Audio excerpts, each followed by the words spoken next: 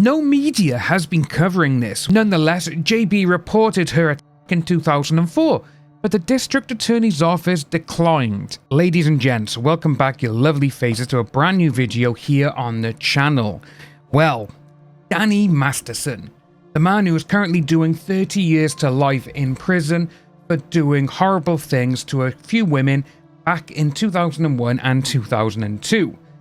So, he's actually put in an appeal and he wants his conviction overturned. Now with this, one of the things which really grinds my gears is that the mainstream media is not covering what is actually going on with this case. And that is Scientology actively trying to get these convictions overturned. And it makes you think, why? But again, no, we've covered Scientology on this channel quite a lot. They were actually the reason my channel got demonetized back in 2023. And, well, since then, we've been trying to find little things going on, and we're currently still working on a sort of documentary against Scientology and what it does.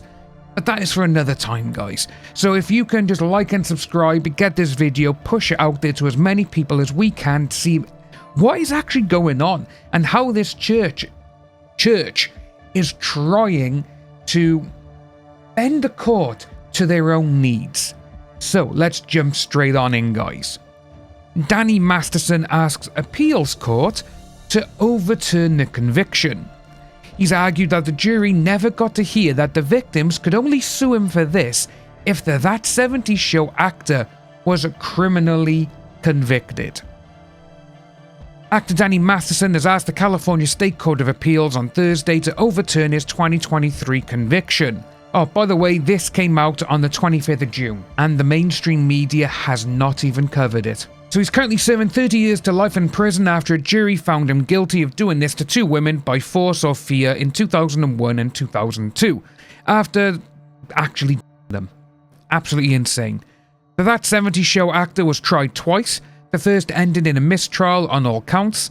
The second jury convicted Masterson of doing this to two unnamed women, known in court as JB and NT, and deadlocked on charges for a third woman known as CB. Masterson and all three of the women were members of the Church of Scientology, which typically tries to settle disputes between its members itself. When the women told the church authorities about what had happened, they dissuaded them from going to the police. It's disgusting that these people are like, oh, we'll deal with it ourselves. No, sorry. They've committed a crime. They deserve to go to jail. That's it. Nonetheless, JB reported her attack in 2004, but the district attorney's office declined to prosecute. Again, I wonder why. He was charged in 2020 following a 3-year investigation that began during the height of the Me Too movement. The 50-year-old maintains that the intimacy was consensual. In his opening brief to the appeals court, he has said, the testimony of both JB and NT changed dramatically over the years. Those changes were motivated, the actor said, by the time-honored motive of financial self-interest. Civil claims against Masterson would have been time-barred unless Masterson was criminally convicted of doing this forcibly involving multiple victims, in which case they would have a new 1-year window to file civil lawsuits against him. That motive, Masterson's attorney Cliff Gardner said, nudged the victims into altering their testimony. And he argued the jury never got to see or hear evidence about the victims' financial motives. Justice Victoria Chavez suggested she was skeptical of the argument. It doesn't seem like the door was completely shut on that topic, she said. She wondered if Masterson's trial attorney, Philip Cohen, have asked the victims something to the effect of, are you planning on suing for this? She asked if that could have been enough to suggest that they were driven by financial motives. Gardner agreed, adding, but what jurors didn't know was, you can't sue unless you obtain a conviction. That is, the victims had a financial motive, not just in accusing Masterson, but making his behaviour seem especially violent in order to obtain a conviction for forcible lists. The way that these lawyers are trying to weasel their way around it is absolutely disgusting. It really is. And the way that they're saying, well, they had financial motive. Even if he did do this, they're not allowed to do this. It's the one thing with lawyers and attorneys and all that I have always seen as something horrible, you know? And that is seeing that you have people who are defending some of the worst people on this planet. Hell, we could even go back, which this is kind of an interesting one because this is actually talking about the Me Too movement as well, and we are talking about Weinstein. And who was one of Weinstein's lawyers? Kaplan, the woman who made the Me Too movement into an organization. Yeah, her.